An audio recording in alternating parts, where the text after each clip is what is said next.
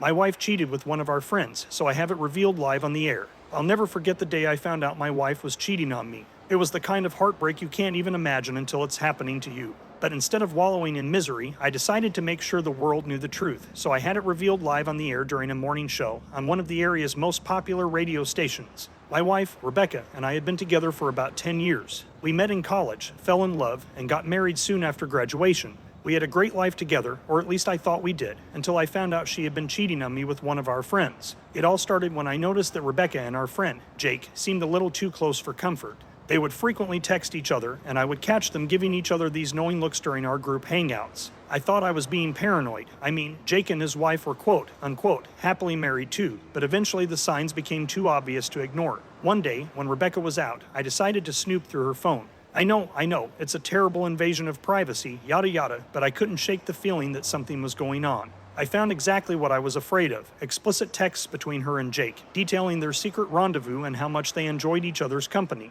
It felt like a knife was twisting in my heart. I was furious and devastated, but I didn't want to confront them right away. I needed to process everything and figure out how to handle the situation.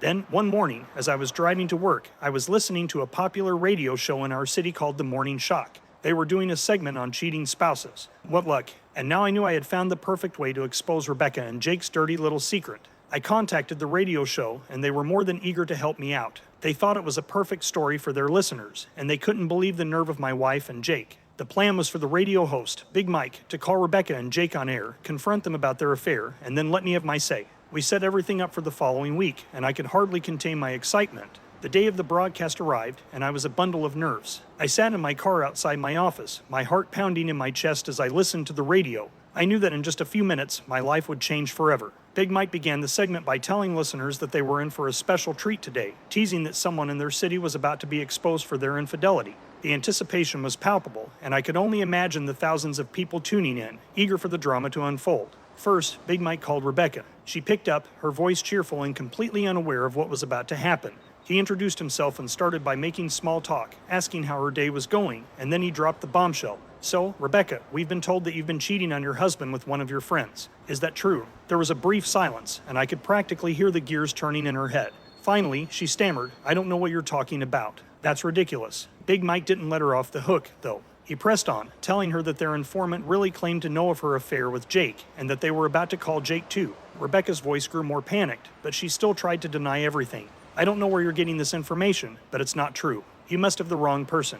Big Mike chuckled and said, well, Rebecca, I'm pretty sure we have the right person here. Let's just see what Jake has to say about all of this, shall we? He then proceeded to call Jake, adding him to the conversation.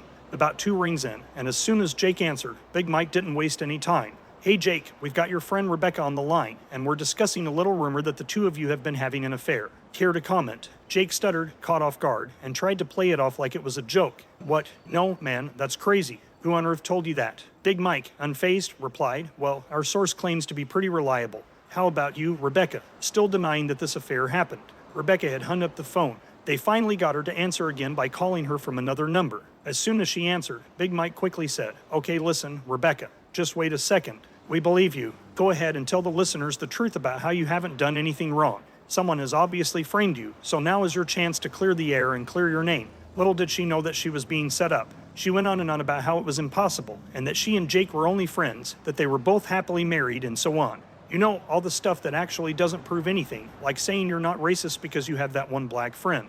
She could never produce any real reasons or anything that felt like proof or even confidence. Jake played right along, claiming that this must be some sort of radio prank show segment or something, and he even mockingly confessed to the affair, thinking he was being funny. That is when Big Mike dropped the bomb on them. He said, well, before we let you two go, I have something I want to read and I'd like to get your reaction, if I could. Would that be okay? They both agreed to participate. Then he started reading the screenshots of the message I had sent to him. Hey there, you will be leaving in about 20 minutes if you want to drop by for a few. I have something here I think you will want. Big Mike paused briefly to see if anyone would interject. He went on, well, what kind of friend would I be if I didn't come and get it? I'll be all over you. I'll be over soon. Then he read her reply, I'll be waiting for it.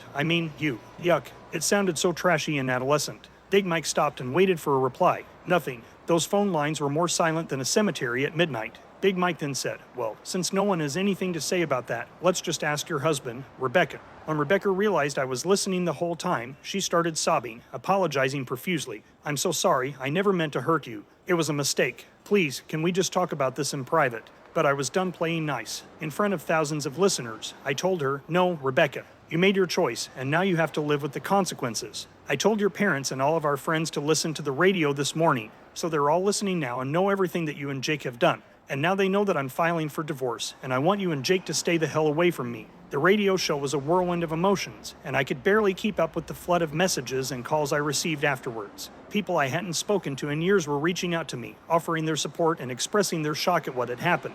It was overwhelming, but it also made me realize how many people genuinely cared about me. Rebecca tried calling me and messaging me, but I didn't answer. Then later, she got hateful and rude, telling me that my little stunt had caused her all kinds of trouble at work. She was a paralegal for a large firm in the area, and they were considering firing her due to the association that may come of it. In the end, she did in fact get fired and is now having to look for another job while carrying around her newfound fame. Who would be willing to hire her now? LOL. I'm sure she could get a job from some boss somewhere who is miserable in his marriage. Then I got a message from Jake's wife. She was furious at the news but actually thanked me for exposing it. She was a little embarrassed as my little game had brought her a lot of unwanted attention. However, she said everyone was supportive and checking on her a lot. She even had friends cooking her meals and helping her take care of her kids now that Jake had immediately packed his things and moved in with his father. It's been weeks now, but she and I are actually going to go have dinner soon and talk things over. I'm not saying that we are forming a relationship or anything, but it will be nice to be able to talk to someone in the same position I am in. We are both really looking forward to getting to talk.